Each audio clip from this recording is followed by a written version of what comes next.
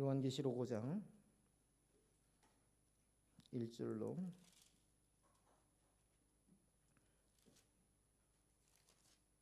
14절 말씀입니다.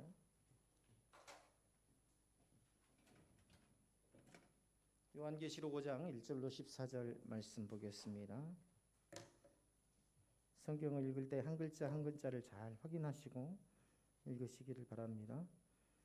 5장 내가 보매 보좌에 앉으신 이의 오른손에 두루마리가 있으니 안팎으로 쏟고 7인으로 봉하였더라.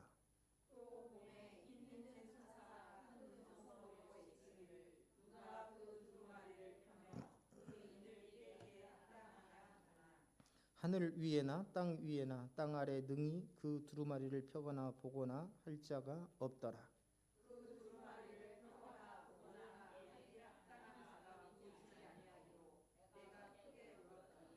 장로 중에 한 사람이 내게 말하되 울지 말라. 유대 지파의 사자 다윗의 뿌리가 이겼으니 그 두루마리와 그 7인을 떼시리라 하더라.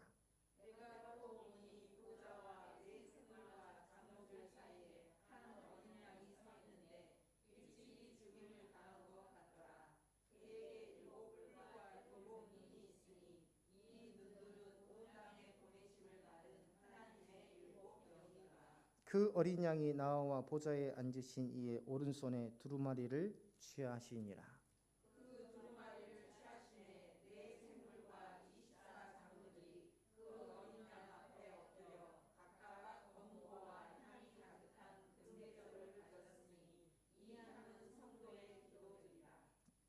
그들이 새 노래를 불러 이르되 두루마리를 가지시고 그 인봉을 떼기에 합당하시도다. 일찍이 죽임을 당하사 각 족속과 방언과 백성과 나라 가운데에서 사람들을 피로 사서 하나님께 드리시고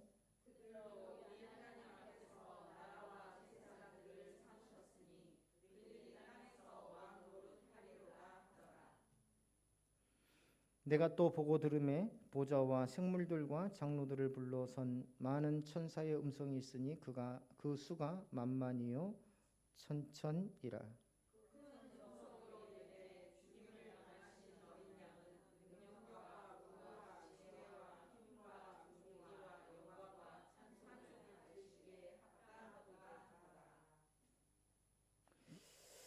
내가 또 들으니 하늘 위에와 땅 위에와 땅 아래와 바다 위에와 또 그 가운데 모든 피조물이 이르되 보좌에 앉으신 이와 어린 양에게 찬송과 존귀와 영광과 권능을 세세토록 돌릴지어다 하니.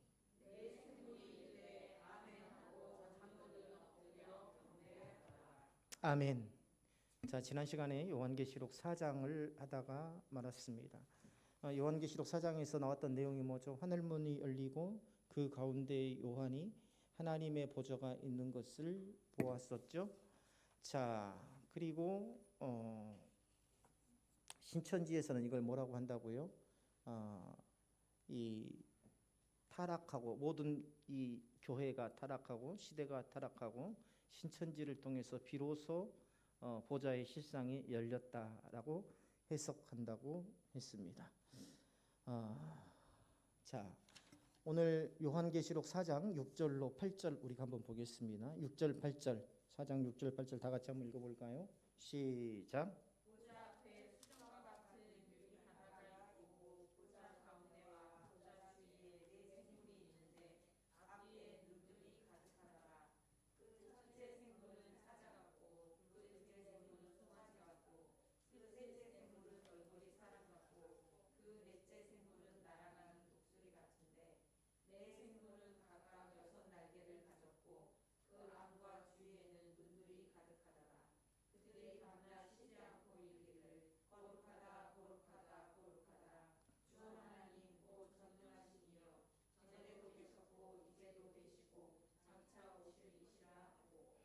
자, 여기 요한계시록 4장에 나오는 네 생물은요, 어디에도 나오냐면 에스겔서에도 나옵니다. 에스겔서에도 똑같이 이 네 생물이 나오고 있어요.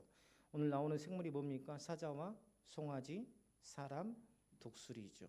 보좌 앞에 있는 유리바다는요, 하나님의 정결하심, 또 접근이 불가능한 거룩함을 상징합니다. 투명한 상태죠. 거룩하심과 정결함을 상징한다. 그 주위의 네 생물은요, 에스겔서에서 묘사된 대로 그룹들과 동일한 존재, 동일한 존재, 하나님과 가장 가까운 곳에서 섬기는 천상의 피조물이라고 할 수 있습니다. 뭐뭐 나왔죠? 사자, 송아지, 사람, 독수리, 이 네 가지가 나왔는데요. 사자는 위엄을 말합니다. 위엄. 숫사자가 광야를 걸어가는 그걸 보면 굉장히 위엄이 있죠. 또 송아지는 헌신을 상징합니다. 그리고 사람은 지혜를 상징합니다. 독수리는 통찰력을 상징하죠. 독수리가요, 하늘에서 쫙 내려다보고 먹이를 향해서 내리꽂으면은요, 거의 정확하다고 합니다. 자, 개혁주의 신학에서는요, 이들을 하나님 앞에서 섬기는 영적인 존재들, 즉 그룹으로 해석돼요. 그룹들로 해석합니다. 그 그룹들이 가진 위엄, 하나님 아버지께 헌신하는 그 헌신, 지혜로움, 통찰력.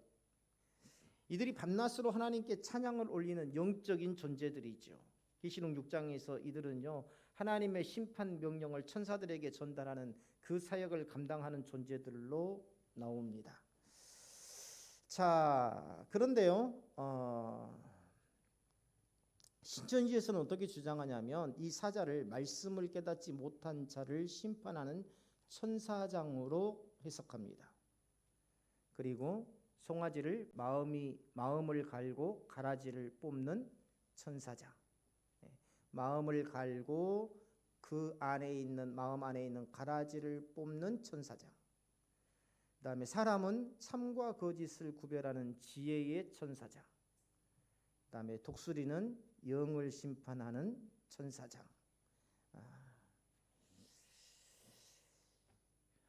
또 개혁주의에서는 천사들의 이 날개를요, 사역의 기동성, 사역의 활동성이라고 해석을 하는데, 이 신천지에서는 이 날개를 곧 장로들로 해석합니다. 다시 말하면 각 천사장들에게 배치된 6명의 장로들로 배치합니다. 신천지의 조직이 그래요. 지파장 밑에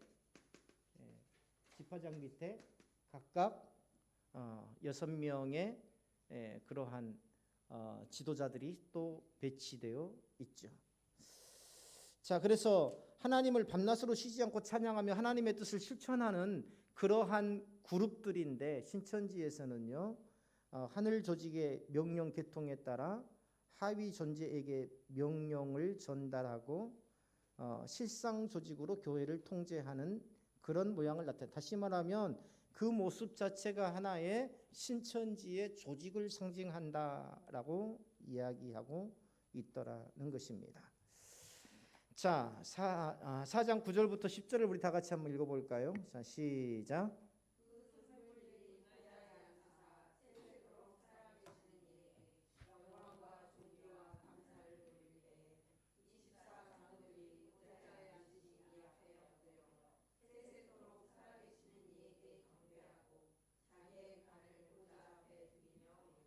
자, 네 생물이 하나님께 찬양을 드릴 때 24장로들은 자신들의 멸류관을 하나님 앞에 던집니다. 자, 우리 지난주에 김봉용 권사님이 드린다고 하지 왜 던진다고 이렇게 표현하시냐 그러는데, 개역 성경에는 던지다라는 표현으로 번역이 되어 있어요. 원래는 던지다라는 표현이 더 정확한 표현입니다. 지난 시간에 제가 원어적으로는 던지다라는 표현으로 해야 맞습니다라고 말씀을 드렸었죠.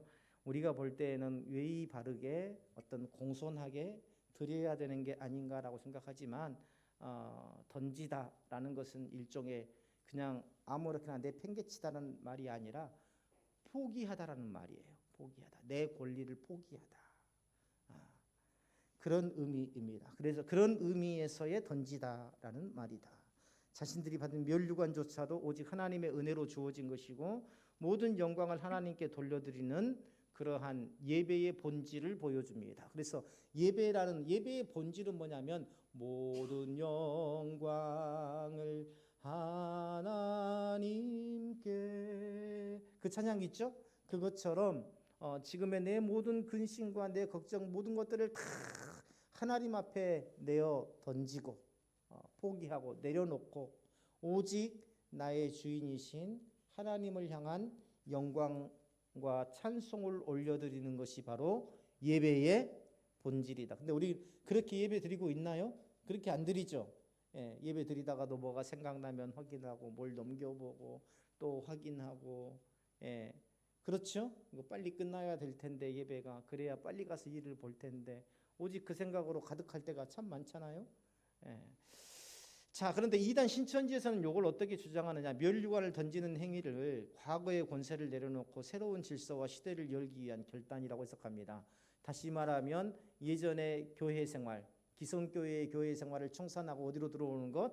신천지로 들어오는 타락한 기성교회에서 나와서 신천지 조직으로 들어오는 결단을 24 장로들이 멸류관을 던지는 행위로 해석하더라는 것입니다. 자, 시간이 없어서 바로 5장으로 넘어가겠습니다. 자, 메시지를 잠깐 전하겠습니다. 요한계시록 5장은요, 하늘보좌의 비전 가운데 하나님의 백성에 대한 구속과 심판이 오직 어린 양 되신 예수 그리스도에 의해서 이루어진다는 진리를 선포하고 있습니다. 자, 성경에 보면은요, 사도 요한은 하나님의 오른손에 7인으로 봉인된 두루마리를 봅니다. 보좌에 앉으신 분께서 7인으로 봉인된 두루마리를 가지고 있는 것을 보아요. 그 책을 펼 자가 아무도 없어서 크게 운다고 성경은 기록되어 있었어요. 누가 울었어요? 사도 요한이. 자, 이건 뭡니까? 사람 스스로는요, 그 누구도 죄의 문제를 해결하거나 하나님의 뜻을 성취할 수 없다는 절망의 고백입니다. 그래서 운 거예요. 사람 스스로는 그 누구도 죄의 문제를 해결하거나 또 구원을 이룰 수 없다. 하나님의 뜻이 구원이죠. 구원을 성취할 수 없다는 이 절망의 슬픔이 바로 사도 요한의 울음입니다. 하지만 장로 중에 하나가요, 사도 요한이 울고 있으니까 울지 마라 그래요. 왜냐하면 유대 지파의 사자 다윗의 뿔이 어린 양 예수 그리스도께서 이기셨다라고 말합니다. 어디에 나와 있어요? 5절에 나와 있죠. 5절에. 여기서 이겼다는 것은요, 세상에 육체적인 싸움, 전쟁이나 권세나 이런 것에서 이겼다는 게 아니라 십자가에서 죽으심과 부활을 통해서 죄와 사망, 사탄을 이기신 승리를 의미합니다. 세상의 방식이 아니라 누구의 방식? 하나님의 방식으로 승리하신 것이죠. 예수님은요, 죽임을 당한 어린 양으로 등장합니다. 6절에 보면 죽임을 당한 어린 양으로 등장해요. 그러나 예수님은 죽은 자가 아니라 살아계시죠. 하나님의 7 영과 완전한 권세를 지닌 분으로 소개됩니다. 이것은요, 예수 그리스도의 신성과 인성을 동시에 보여주는 표현입니다. 그리고 예수님이 보좌에 앉으신 이의 손에서 두루마리를 받으시는 장면, 이게 뭐냐면 하나님의 뜻을 성취하실 유일한 분이 누구라는 겁니까? 예수님 한 분뿐이라는 것을 의미하고 있어요. 이때 하늘에서는요, 새로운 노래가 울려 퍼집니다. 일찍이 죽임을 당하사 각 족속과 방언과 백성과 나라 가운데에 사람들을 피로 사서 하나님께 드렸다. 몇 절에 나옵니까? 9절에 나오죠. 거기에 보니까 뭐도 나와요? 뭐 검은고도 나오고 향이 가득한 금대접도 나오고, 여기서 검은고라는 것은 어떤 특정한 의미가 있는 게 아니라 하나님을 찬양하는 도구를 말합니다. 하나님을 찬양하는 도구. 자, 뒤에 가서 절별로 강해를 할 때 자세하게 말씀을 해드리고요. 자, 그리고요, 이 찬양은 뭐냐면 복음의 보편성과 구원의 완전성을 말합니다.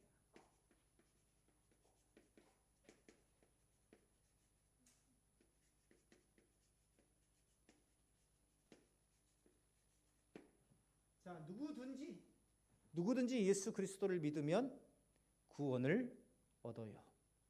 복음의 보편성이죠.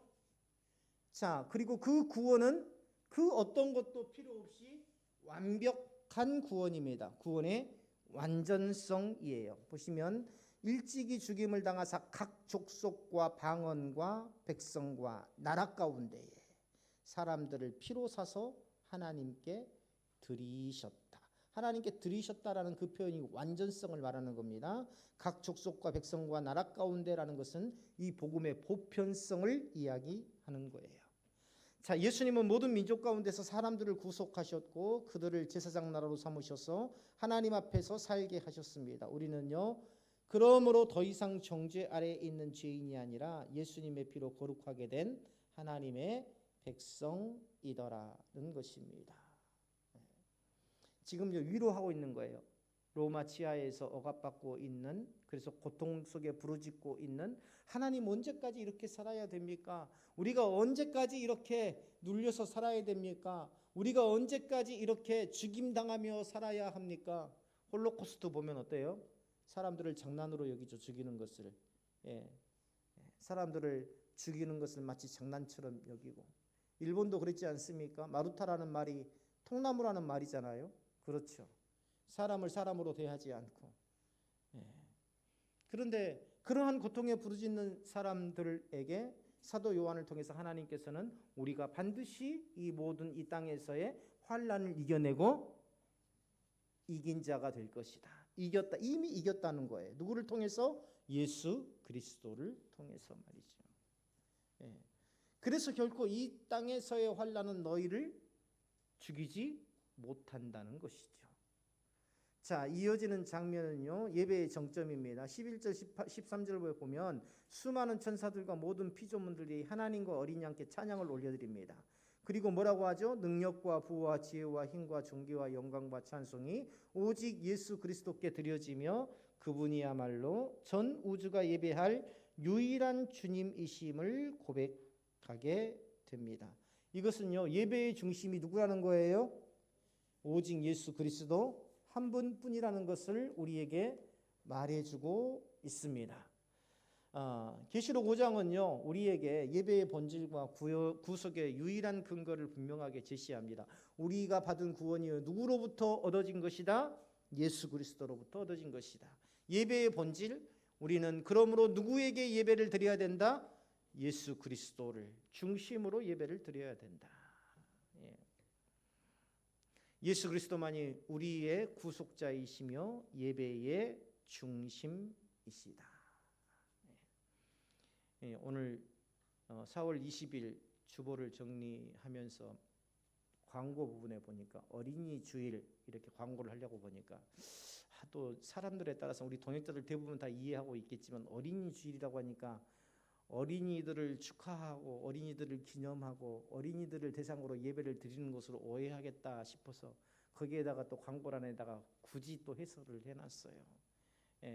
우리 모든 교회에는 다음 세대를 세울 하나님의 사명이 있다는 것, 하나님의 언약을 다음 세대에 전해야 될 사명을 확인하는 주일이 바로 뭐라고요? 어린이 주일이다. 오직 예배의 대상은 누구만이 될 수 있어요?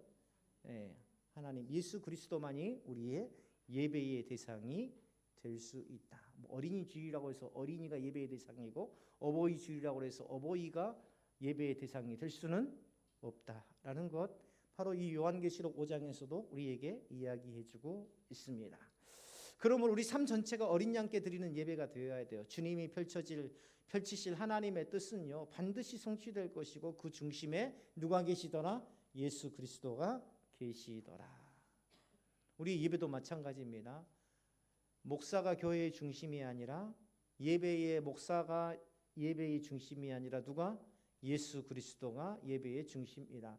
사실은 우리 교회가 누구를 소개하고 보면은 다 같이 기도하겠습니다. 누가 아무개 집사님이 나와서 권사님이 나와서 기도하겠습니다. 이렇게 소개하지 않는 이유, 어떤 분들은요 와서 당황하더라고요. 그렇죠? 왜냐하면 그냥 주보를 보지 않으면 넘어가고 어디가 찬송인지 최소한 안내는 해줘야 되지 않겠느냐. 우리가 이것의 취지를 잘 알아야 됩니다. 예배의 중심이 누구라는 거예요? 예수님이라는 겁니다. 그래서 최대한 사람을 드러내지 않기 위한 예배를 드리기 위해서 그렇게 드리는 겁니다. 누구를 소개하고 하는 그런 부분이 있지 않도록 하기 위해서. 자, 오늘 요한계시록 5장에 보면 아주 중요한 게 나오는데요. 그 핵심이 뭐냐면 임봉된 책입니다. 임봉된 책. 이게 뭘 의미하냐는 거예요. 그런데 임봉된 책은요, 예레미야서 32장에 보면은요, 매매 증서 혹은 유업, 다시 말하면 유업이라는 것은 아버지가 아들에게 상속을 해줄 때 상속 재산을 여기에다가 기록한 책이죠. 아무나 보면 되겠어요, 안 되겠어요? 안 되잖아요. 그래서 이것을 임봉하는 겁니다. 아무나 보지 못하게. 또 회복과 관련된 그런 문서. 쉽게 말하면 아주 남들이 아무나 보아서는 안 될 아주 중요한 문서를 임봉했더라. 이 예레미야서 32장에 보면 나와요. 그래서 이 계시록 5장에 나오는 임봉된 책은요, 하나님의 경륜을 담은 책이다.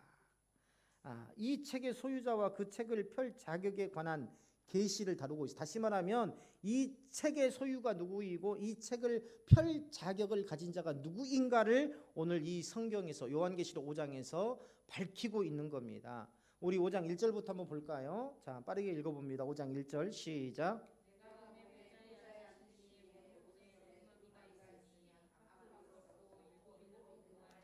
자, 보좌에 앉으신 이의 오른손에 두루마리는요, 하나님의 구속과 심판의 계획이 기록된 문서입니다. 하나님의 구속과 뭐예요? 심판. 하나님의 구속이라는 것은 누구를 통한 구속을 말하는 거죠? 예수 그리스도를 통한 구속을 말하는 거죠. 예수 그리스도를 통한 구속. 또 심판이라는 것은 누구를 통한 심판을 말하는 거죠? 예수 그리스도를 통한 심판. 다시 말하면 이 모든 중심에 누가 있다는 겁니까? 예수 그리스도가 계신다는 겁니다. 하나님의 모든 사역의 중심에는 누가 있어요? 예수 그리스도가 계신다는 것. 그래서 이게 뭐냐면 하나님의 모든 사역과 계획 속에 예수 그리스도가 계신다는 것은 그분만이 이 문서, 봉인된 문서를 풀 수 있는 유일한 분이다라는 것을 말해주고 있는 거예요. 벌써 요한계시록 5장의 결론이 나온 겁니다. 자, 그리고 안팎으로 기록되었다는 거죠. 안팎으로 기록되었다는 건 뭐예요? 내용의 충만함과 완전성을 말합니다. 우리가 이 데이트할 때 연애 편지를 쓰잖아요. 그런데 쓸 말이 없으면 어때요? 그냥 건성건성 한 면 채우기도 힘들잖아요. 그렇죠? 그런데 그 사랑하는 마음이 간절하면 어때요? 그냥 앞뒤로 가득 채우고 또 그것도 부족해가지고 한 장을 더 쓰고 또 쓰고 그렇잖아요. 그렇죠? 아예 책으로 만들어가지고 또 보내는 경우도 있잖아요. 그렇죠? 뭐 저를 이야기하는 건 아닙니다. 마찬가지로 내용의 충만함과 완전성을 나타낸다. 앞뒤로 써져 있다는 것. 그래서 일곱 인으로 봉인되었다는 것은요. 일곱은 뭐예요? 무슨 수? 완전수. 그 누구도 이것을 들여다보거나 해제하지 못하도록 완전하게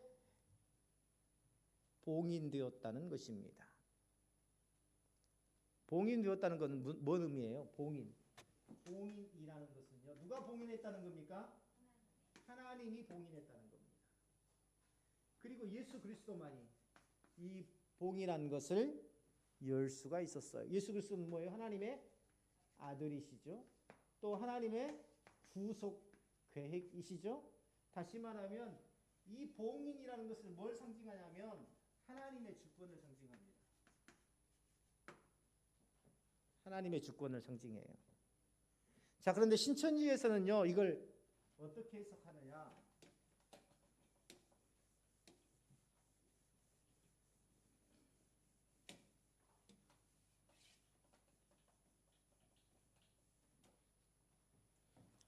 자, 정통교회에서는 이 두루마리가 뭐라 그랬어요? 하나님의 구속과 심판 계획이 기록된 문서다. 그리고 이 문서는 완전히 봉인되었다. 그리고 이 문서는 그 내용의 충만함과 완전성을 가지고 있다. 근데 신천지에서는요, 이 봉인된 책을 뭘로 해석하냐면 요한계시록 자체로 해석합니다. 배도한 7교회의 목사들이 니골라당과 교제하면서 하나님의 말씀을 덮어버린, 다시 말하면 정통교회에서는 이 7 봉인이라는 것이 뭘 상징한다 그랬죠? 일곱 봉이라는 게 뭘 상징한다 그랬죠? 하나님의 주권.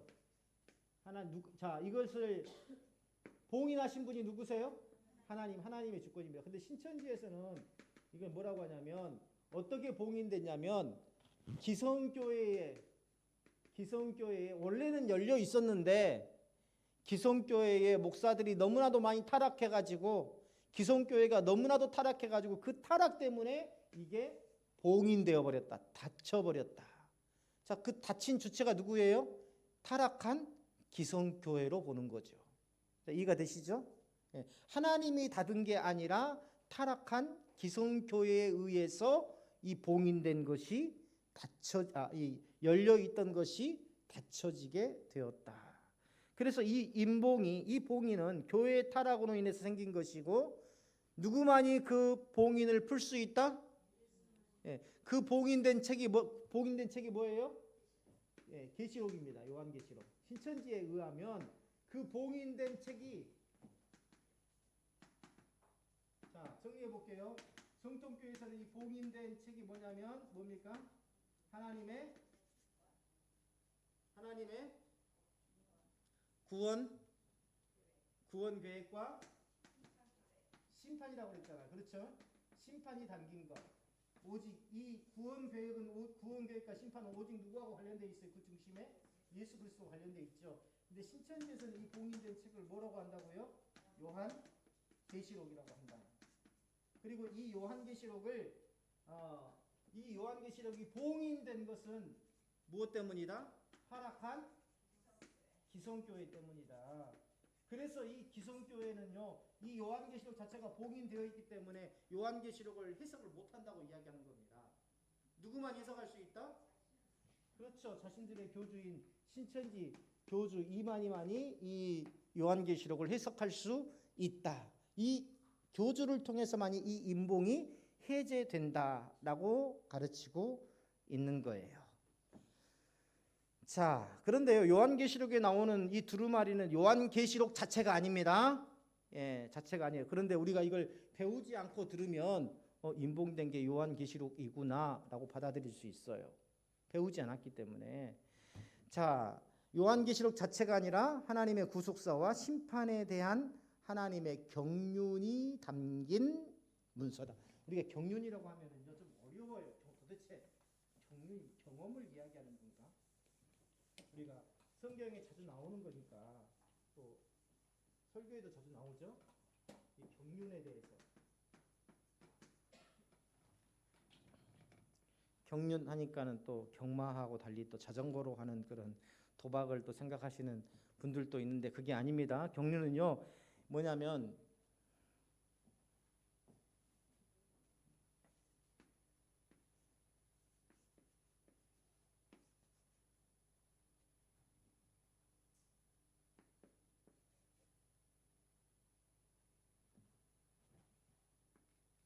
이게 빠졌네요.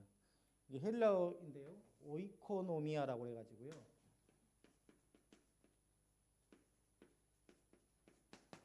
오이코노미아라고 해가지고 집안 살림을 관리한다는 말입니다. 무슨 뜻이라고요?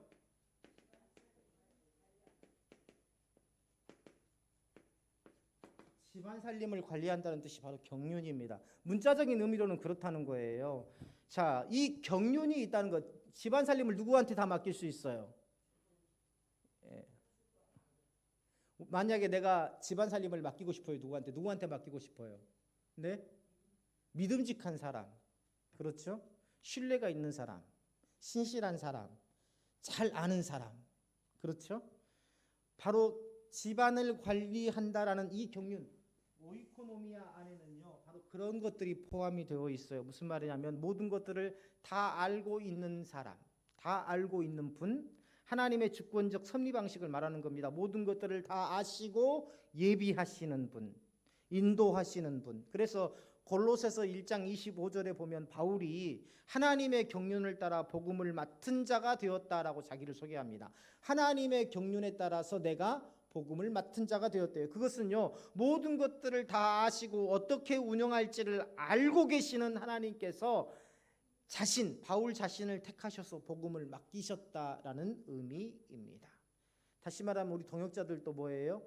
지금 사역을 감당하고 우리가 예배하고 있는 강남교회에서 예배하고 있는 모든 것들도 또한 하나님의 경륜 안에서 이루어지고 있는 것이다. 모든 것들을 아시고 성실하게 우리를 인도하시고 그 하신 일들의 1.1획도 땅에 떨어지지 않고 다 성취하게 하신 그 하나님께서 나를 택하시고 일을 맡기셨다. 바로 그게 경륜입니다. 경륜. 자, 그래서요, 구속사와 심판에 대한 하나님의 경륜이 담긴 문서이다. 하나님이 어떻게, 쉽게 말하면 그 구속사역을 어떻게 하고 심판을 어떻게 할 것인지에 대한 모든 하나님의 계획과 하나님의 마음과 하나님의 앞으로의 그러한 인도하심이 담긴 그러한 책이다라는 말입니다. 이게 바로 개혁주의에서 해석하는 거예요. 그런데 신천지에서는 이걸 뭘로 해석한다고요? 예, 다른 분들은 다 잊어버리셨나 봐 벌써. 뭘로 해석한다고요? 예, 이 일곱 인으로 인봉된 책을 신천지에서는 요한계시록으로 해석한다. 그런데요, 이 요한계시록은요, 인봉되었다가 나중에 열리는 책이 아니에요. 예, 지금 사도 요한이 이 요한계시록을 쓰고 있는 이 사도 요한이 어디에서 지금 계시를 받고 있어요? patmos섬에서 계시를 받아서 이 요한계시록을 쓰고 있는 겁니다. 계시를 받아서 쓰고 있다는 그 자체가 이미 뭐예요? 열려 있다는 겁니다. 열려 있다는, 인봉된 게 아니에요. 열려 있다는 거예요. 그리고 이것은요, 누구를 위해서 주신 겁니까? 로마 치하에서 고통받는 모든 이스라엘 백성들, 더 나아가 이 시대에 이 땅 위에서 살면서 질병과 문제와 모든 생사고락의 그러한 문제로 고통받는 하나님의 백성들에게 힘과 격려와 용기를 주기 위해서 쓴 거라. 이미 어떻게 돼 있어요? 열려 있어요. 이미 열려 있어요. 요한계시록은. 그런데 이것을 요한계시록이 닫혀졌고 그것을 누구만이 열 수 있다? 예, 신천지 교주 이만희만이 열 수 있다라고 신천지에서는 가르치고 있는 거예요. 예, 인봉의 개념은요, 구약 문서의 보존법에 기반한 것이지 교회의 타락으로 인한 그런 타락으로 해서 닫혀진 게 아닙니다. 보시면요, 구약에서도 보면 이스라엘의 모습은요 항상 타락이었어요. 그렇죠. 항상 불평, 타락, 변질, 배반, 패역. 그랬는데도 항상 하나님의 마음은 어떻게 있었어요? 항상 열려 있었어요. 항상 열려 있었어요. 그럼에도 불구하고 항상 열려 있었어요. 하나님은 닫힌 적이 없었어요. 하나님의 구속 계획은 닫힌 적이 없었어요. 근데 신천지에서는 이 인봉된 책을 요한계시록이라고 하고 닫혀졌었다라고 이야기하고, 그 닫혀진 것은 누구만이 풀 수 있다? 신천지 교주 이만희만이 풀 수 있다. 사실은요, 이런 자체가, 이 언어 자체가, 단어 자체가 굉장히 요한계시록은 난해해요. 안 쓰던 단어예요. 그렇기 때문에 이걸 주일 예배 때에 설교하는 게 사실은 좀 어렵습니다. 왜냐하면 초신자들도 있잖아요. 그렇기 때문에 주일 한 번 나오는 분들한테 요한계시록을 설교한다는 게 설교자로서는 굉장히 부담스러운 일이에요. 그래서 안 하는 게 아니라, 못 하는 게 아니라 주일에 한 번 나오는 분들을 상대로 안 하는 겁니다. 좀 더 쉬운 그런 설교 본문을 가지고 하다 보니까. 그런데 이걸 이용해 가지고 신천지에서는 기성교회 목사들은 요한계시록을 인봉되었기 때문에 해석하지 못한다라고 이야기하는 거예요. 자, 2절 3절로 넘어가 보겠습니다. 2절 3절 다 같이 읽어봅니다. 시작.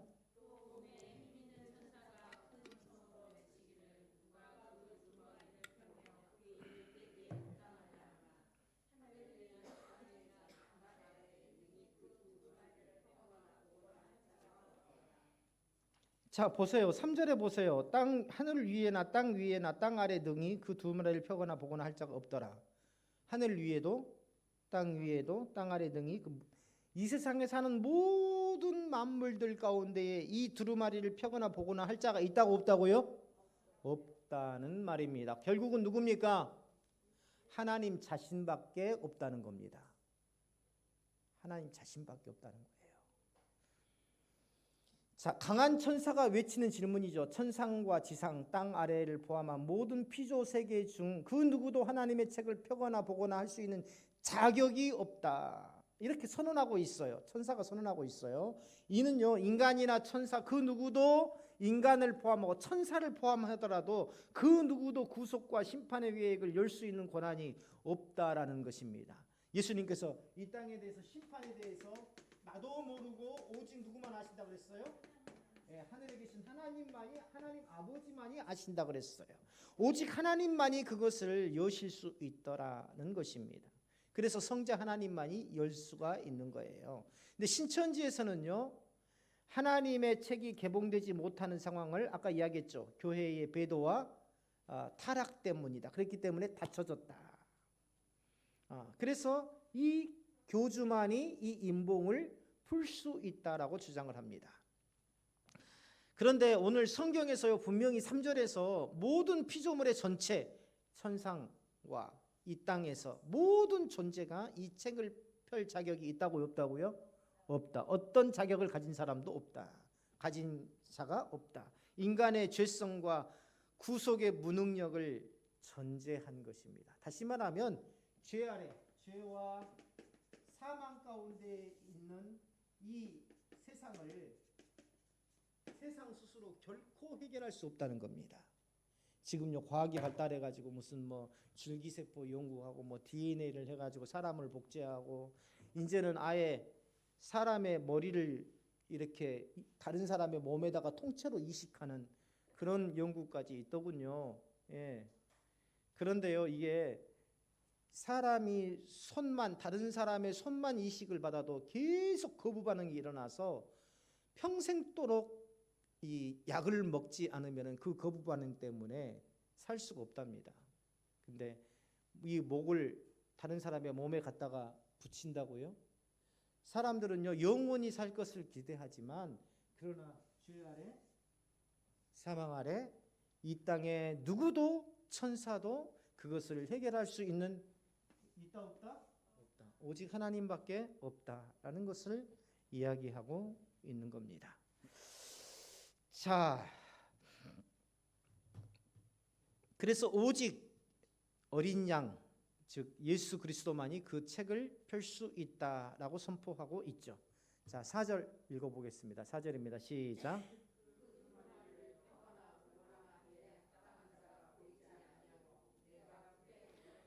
사도 요한이요, 지금 보니까 그 임봉 보좌에 앉으신 분이 임봉된 책을 가지고 있는데, 자기가 둘러보니까 이 땅이나 하늘이나 아무리 찾아봐도 이것을 나한테 보여줄 수 있는 존재가 있어요, 없어요? 없어요. 그래서 웁니다. 요한이 크게 우는 것은요, 하나님의 백성들에 대한 구원이 이루어질 길이 없는 상황에 대한 깊은 절망 때문입니다. 우리는 어떻게 살라고요? 두루마리가 열리지 않으면 하나님의 구속 계획이 실행될 수 없다고 생각한 거죠. 이게 뭡니까? 인간의 무력함과 죄의 심각성, 더 생각하지 못하는 인간의 한계를 말하는 겁니다. 근데요, 신천지에서는 이걸 어떻게 해석하냐면, 요한의 울음을 교회의 말씀 중단으로 해석합니다. 다시 말하면 기성교회에서 더 이상 진리의 말씀이 선포가 되지 않는다는 거죠. 그러니까 그것을 보고, 아까 뭐랬죠? 이 책이 닫혀진 것은 누구 때문이라고 했어요? 신천지에서 타락한 기성교회라고 했죠. 그래서 이제 그것에 맞추다 보니까 사도 요한이 우는 것은 바로 기성교회에서 더 이상 진리가 선포되지 않기 때문에 운 것이다라고 이렇게 해석을 하는 것입니다. 자, 그래서요, 임봉된 계시가 펼쳐지지 않으면 성도들이 구원을 받을 수 없다는 절망의 표현이다라고 주장합니다. 그런데 누가 그걸 해결해요? 교주 이만희가 그것을 해결했다라고 주장을 하죠. 요한이 운 이유는요, 교회 목회자들의 타락 때문이 아니라 그 누구도 책을 열 수 있는 자격자가 없기 때문에 운 겁니다. 그리고 성경의 중심은요, 그리스도의 유일한 구속 사역에 있고, 인을 푸는 자는 오직 누구시다? 예, 예수 그리스도뿐이시다. 그래서 열린 문이 되신 예수 그리스도라고 하는 겁니다. 자, 5절 이거 보겠습니다. 5절 시작.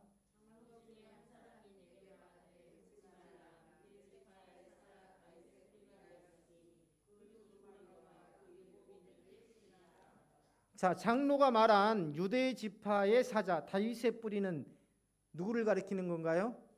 그렇죠. 메시아이신 예수 그리스도를 가리키죠. 창세기 49장 9절부터 10절을 한번 찾아볼까요? 누가 한번 찾아서 읽어주세요. 창세기 49장 9절로 10절. 거기 창세기 49장에 보면은요, 야곱이 자신의 아들들을 축복하는 장면이 나옵니다. 그런데 자신의 아들들 중에서 유다에게 축복하는 장면이 창세기 49장 9절로 10절에 나와요. 누가 한번 그 소리 한번 읽어주실래요?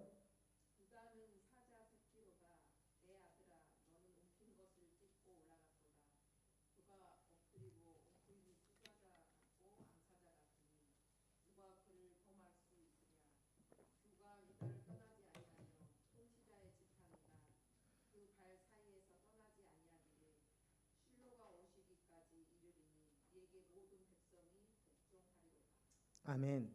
자, 여기에서 규라는 단어가 나오는데 그 규라는 게 뭐냐면 통치를 상징합니다. 통치. 다시 말하면 유다의 혈통을 통해서 메시아이신 예수 그리스도께서 오실 것이라는 것을 이미 야곱의 애언에서 지금 드러나고 있는 겁니다. 그 다음에 이사야서 11장 1절입니다. 이사야서 11장 1절.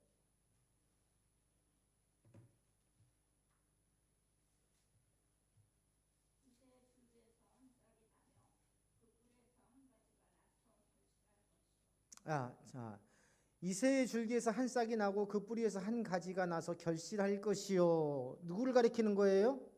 예수 그리스도께서 나신 그 혈통을 이야기하고 있잖아요. 그래서 여기에서요, 요한계시록에서 말한 유다 지파의 사자 다윗의 뿌리라는 것은요, 창세기 49장에 있는 유다 지파에서 통치의 규가 떠나지 아니하며 통치자의 지팡이가 그 발사에서 떠나지 아니하리라는 말씀을 인용한 거고요. 그 다음에 다윗의 뿌리는요, 이사야서 11장 1절을 인용한 겁니다. 결국은 누구에게 향해 있어요? 예수 그리스도를 향해 있어요. 그런데 신천지는요, 다윗의 뿌리를 어린 양으로 해석하긴 합니다. 자,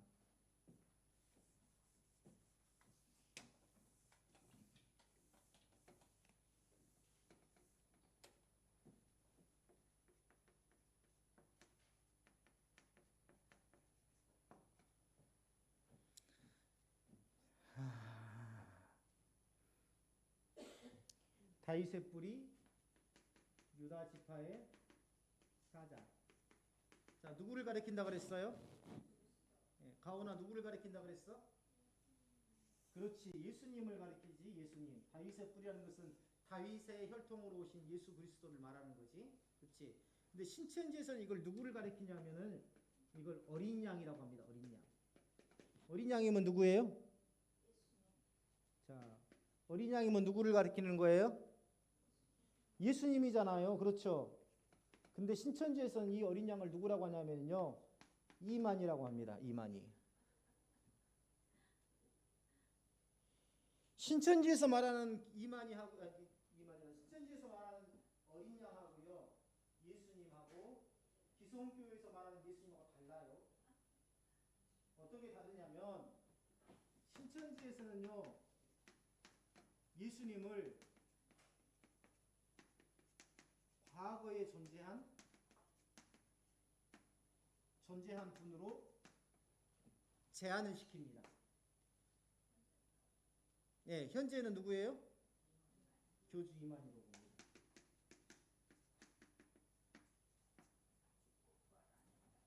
그래서 예수님은 과거에 초림해가지고 십자가에 못 박혀서 죽으시고 부활하심으로 예수님의 사역은 끝났어. 그리고 지금 예수님의 그림자가 다시 와서 일곱 봉인을 떼어서 이제 신천 신지를 이루는데 그분이 누구예요? 교주 이만희라는 겁니다. 직접적으로 교주 이만희가 예수라는 말은 절대 안 해요. 그래서 신천지 교인들 이만희가 세리뉴스라고 누가 그랬냐고 이렇게 따집니다. 그런데 교리에 다 들어가 있어요. 어린 양이 누구다? 이만희다.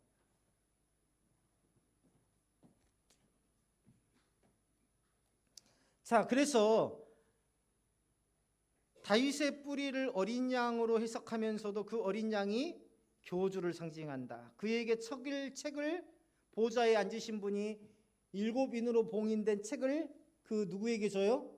이만희에게 주고 사명을 맡긴 것이다. 어떤 사명? 그것을 펼쳐서 해석할 수 있는, 하나님의 뜻을 얘기해 줄 수 있는 그 사명을 맡긴 것이다. 그래서 예수님을요,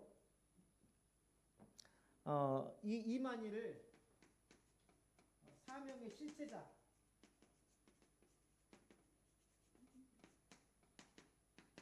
실제적인 하나님의 사명을 이루어가는 실체자라고 가르칩니다. 그리고 지금 과거의 예수님은 지금 현재 계시록에는 단지 사명의 그림자일 뿐이에요. 그림자일 뿐입니다. 쉽게 말하면 예수님을 인정 안 하는 거예요. 쉽게 말하면 신천지에서는 예수님을 인정하지 않는 겁니다. 예수님을 이야기하지만 예수님을 인정하지 않아요. 그 예수님은 실제로는 누구를 가리키는 거예요? 내적으로는 신천지 교주 이만희를 가리키는 것이다. 그래서 정통교회에서는 어린 양을 예수 그리스도로 보지만 신천지에서는요, 예수님을 과거의 인물로 제안하고 계시록에 나오는 예수님을 비유적 예언의 인물이다. 비유적 예언의 인물.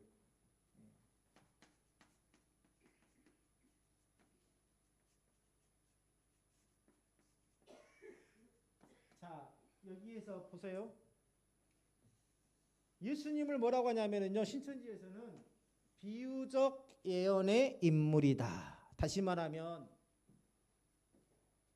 안경찬이라는 사람을 직접 말하기가 그러니까, 실명을 말하기가 그러니까 아무개 혹은 홍길동, 이렇게 어떤 특정한 사람을 예수라는 이름으로 써서 예언을 한 것이고, 그 예언의 실체는 누구다?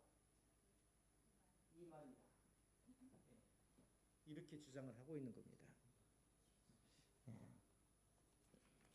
자, 예수 그리스도는 성육신 하셨고 십자가에서 죽으심으로 구속을 완성하신 유일한 자이지요. 사망 권세를 이기신 분은 오직 누구밖에 없어요? 예수 그리스도 한 분밖에 없습니다. 자, 5절, 6절, 7절 읽어보겠습니다.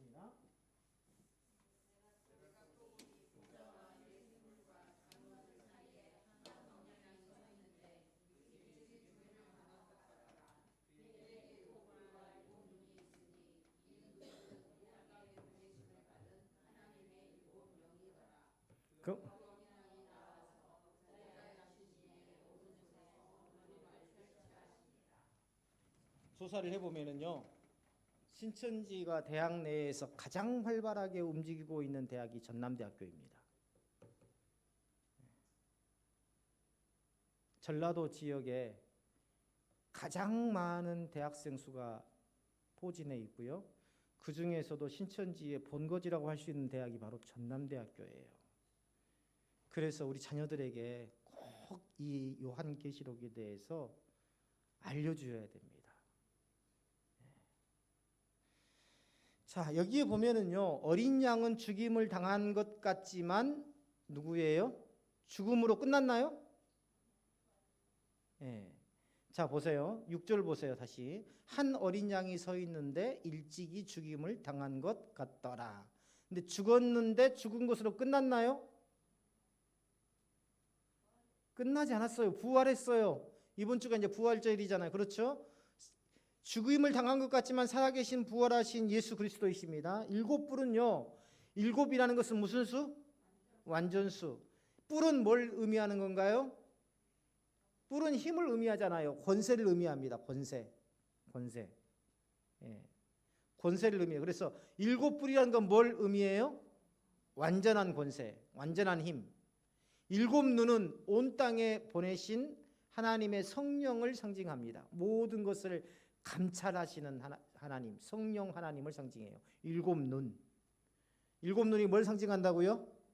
성령 하나님을 상징하신다. 자, 그리스도께서 보좌에 앉으신 이의 손에서 두루마리를 취하신 것, 그것은 예수님의 신성과 인성, 구속 사역이 인정을 받았다라는 것을 의미합니다. 예, 하나님으로부터 인정을 받았다는 거예요, 구속 사역이. 근데 신천지에서는요, 일곱 뿔은 교주가 세운 일곱 육체. 자, 교주 아래에 일곱 명의 그런 핵심 멤버들이 있다 그랬죠. 그들이 뭡니까? 일곱 뿔로 해석을 합니다. 그들을. 그 다음에 일곱 눈은 그와 함께하는 하나님의 영을 뜻한다. 다시 말하면 교주가 일곱 명을 세웠는데 그들이 일곱 뿔이고 일곱 뿔 안에 이 일곱 명 안에 역사하는 하나님의 영, 이게 바로 일곱 눈을 상징한다라고 이야기를 합니다. 자, 다시 묻겠어요. 일곱 뿔은 정통교에서 뭐라고 한다고요? 완전한 권세.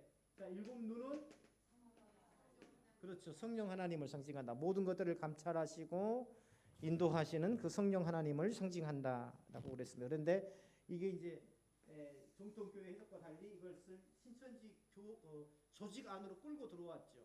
일곱 뿔은 교주가 세운 일곱 명을 말하는 거고, 일곱 눈은 그들에게 역사하는 하나님의 영을 말한다라고 이야기를 하고 있습니다. 자, 아까 신천지는요, 어린 양을 누구라고 이야기했다 그랬어요? 교주라고 이야기한다 그랬어요. 그런데 동시에 어린 양이, 자, 여기 보세요. 중요한 대목입니다.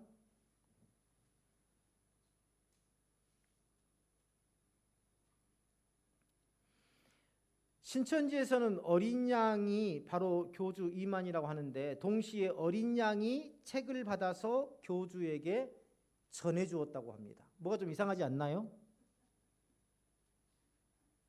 뭐가 이상해요? 그렇죠. 바로 그겁니다. 신천지에서는요, 이 아까 어린 양을 누구라고 그랬어요? 교주라고 해요. 이렇게 가르칩니다.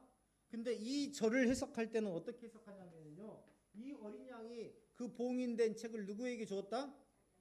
교주에게 주었다라고 가르칩니다. 그러면 결국은 뭐예요? 어린 양도 자기고 책을 받은 교주도 자기고, 그러면 결국은 자기가 자기에게 줬다는 이상한 오류가 생긴 겁니다. 지금 여기에서.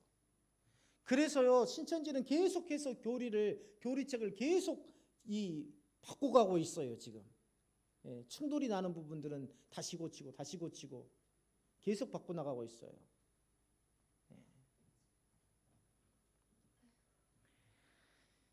그래서 어린 양이 교주라면 자기가 자기에게 전달하는 모순된 해석이 나오고 있죠. 자, 일곱 뿔과 눈은 예수 그리스도의 신적 속성과 사역의 전능성을 상징한다. 이 신천지 조직을 이야기하고 있는 게 아닙니다. 예수 그리스도의 신적 속성이라는 것은 뭐예요? 아까 이야기했지만 완전한 권세, 완전히 사망 권세를 깨뜨리는 예수님의 그 사역을 가리킨다. 사역의 전능성, 모든 것들을 아시고 인도하시는 그러한 성령의 인도하심을 따라, 하나님 아버지의 인도하심을 따라 그 사역을 감당하신 예수 그리스도. 8절 읽어보겠습니다. 8절 시작.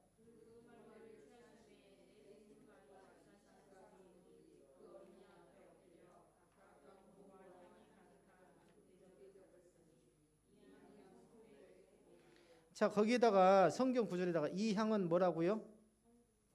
성도의 기도라. 또 앞에가 뭐가 있어요? 금대접. 검은 거는요, 하나님을 찬양하는 도구입니다. 하나님을 찬양하는 도구의 상징이에요. 검은 거가 하나님을 찬양하는 도구의 상징. 그 다음에 금대접은 뭐예요? 금으로 대접을 받았다. 금 그릇을 누가 찾아왔어요. 그러면 금 그릇을 꺼내가지고 맛있는 음식을 담아준다는 것은 뭘 의미해요? 그렇죠. 그 사람을 정말 귀한 존재로 여긴다는 거예요. 마찬가지로 그 금대접에 뭐가 담겨 있어요? 성도의 기도가 담겨져 있다는 겁니다. 이건 뭐예요? 하나님께서 성도의 기도를요, 정말 귀하게 여기신다는 겁니다.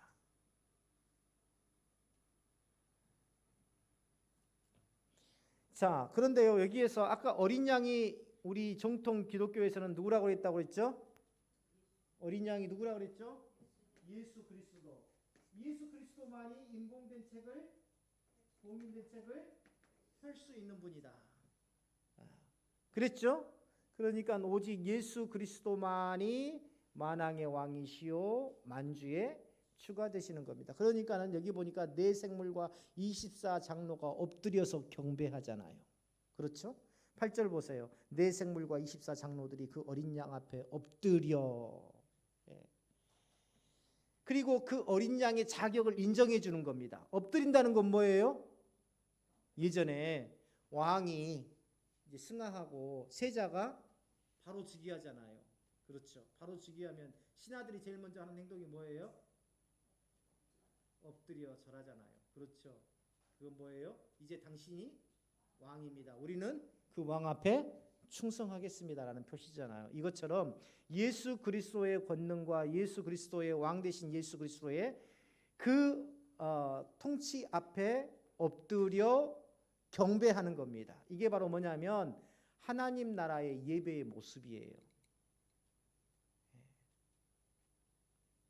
금대접에 담긴 향이 성도의 기도라는 말씀이 여기 요한계시록 5장 8절에만 기록되어 있는 게 아닙니다.